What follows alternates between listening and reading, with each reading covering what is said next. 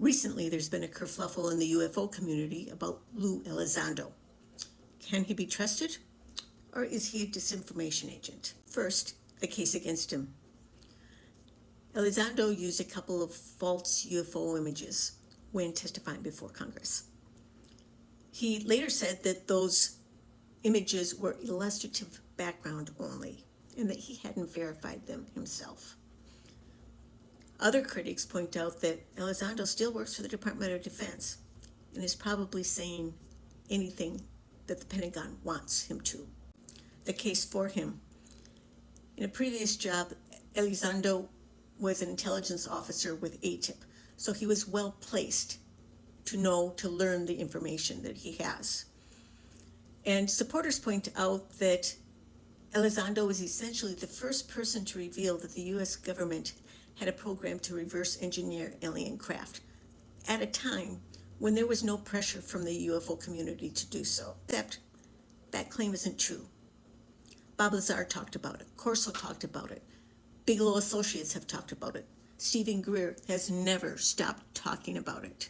But these people were treated as fringe, not legitimate sources. And what Elizondo did was he moved the conversation from the UFO subculture into Congress and mainstream media. That was no small thing. That was huge. But here's what I actually think. I look at all this with a bureaucrat's eye. And the first rule of bureaucracy is whoever writes the first draft controls the narrative. I believe Elizondo when he says that the government has a reverse engineering program. After all, he's just corroborating what others have already said. But I don't think that's why he came forward.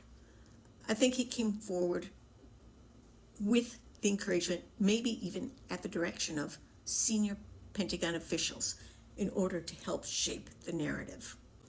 So what's the narrative that Elizondo has been helping to shape? That the UFO issue falls squarely under national security concerns. Since 2017, when Elizondo first came out with this, the number of people in the UFO community who have been calling for the release of the reverse engineered tech, but at the same time carve out an exception for national security, has grown enormously. Which means the government gets to decide for the rest of us what comes out and what doesn't. And that's the rub. How does the government define national security? Most people think national security is staying ahead of everyone else militarily.